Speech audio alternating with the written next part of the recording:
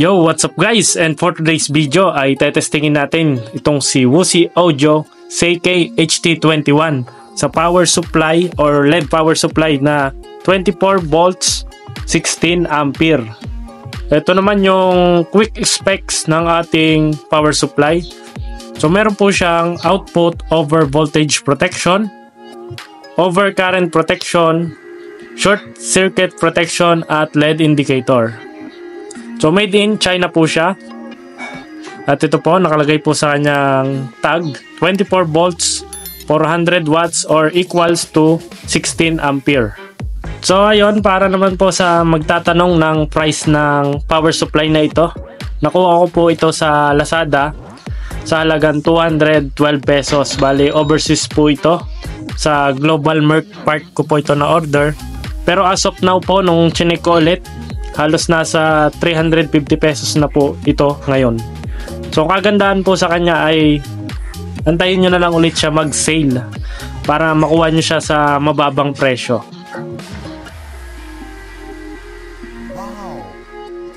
Okay, ito na po yung ating LED power supply. So yung model niya is yung S400W. So yung input niya is nasa 190 volts hanggang 265 back. Tapos yung output power niya is 24 volt up to 16.7 ampere. Tapos yung power ay 400 watts. So naka honeycomb grill po siya for better heat dissipation.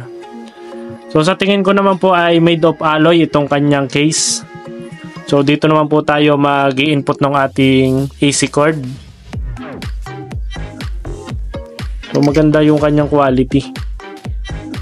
At nandito naman po yung kanyang dalawang output.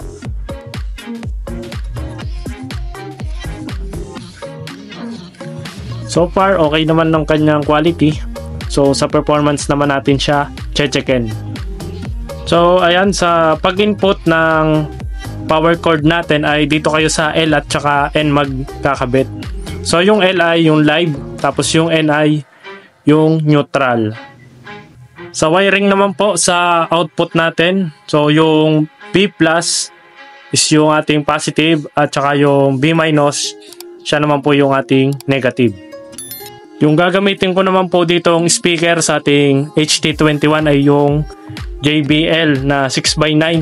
Ang model niya is yung TL900. So made in USA po to, original. So pares po yan at meron po itong ratings na 100 watts.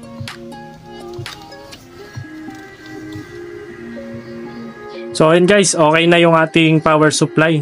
So umilaw na yung kanyang LED na kulay green. So magpe-play po ako via USB sa ating HT21.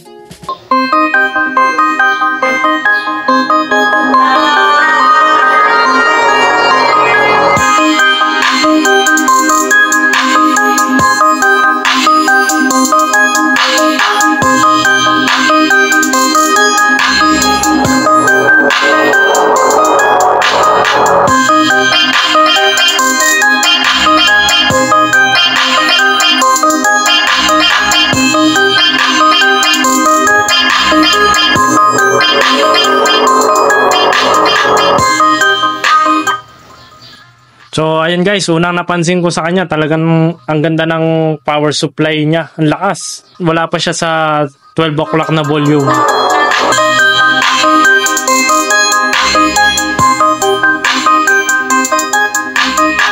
So palitan natin ng music.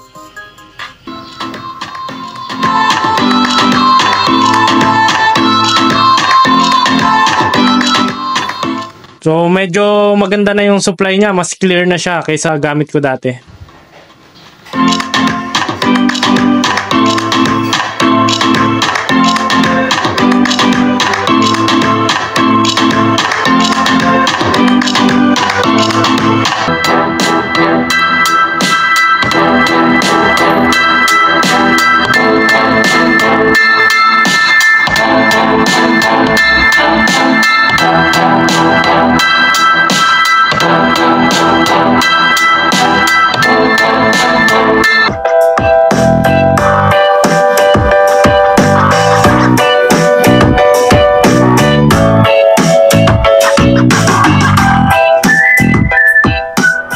So hanggang 11 o'clock ko lang siya may volume guys kasi sobrang lakas na eh.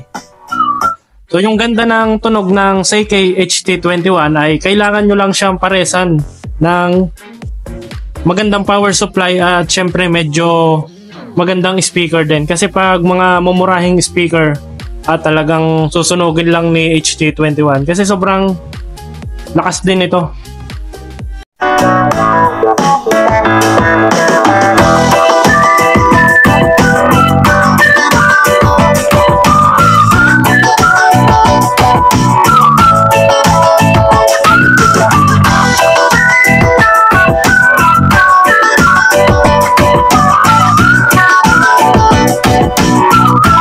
So ayun guys, yung ating quick review dito sa LED power supply na 24 volts 16 amperes na ginamit ko sa aking Seikei HT21.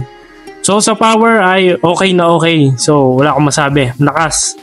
Kasi nabibigay nito yung pangangailangan ni HT21 kahit papano.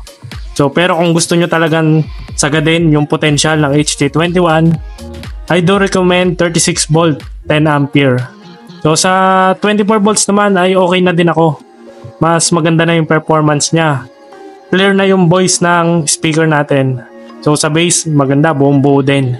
So sabi ko nga kanina ay basta paresan nyo lang ng magandang speaker. So recommended ko itong LED power supply kung sa power. Sa durability, yan ang hindi ko pa masasabi sa inyo kasi months pa lang to sa akin. So compared dun sa una kong SMPS na 12 volts 10 amp, bumilang na yun ng years, talagang matibay. So depende na lang ito sa paggamit siguro.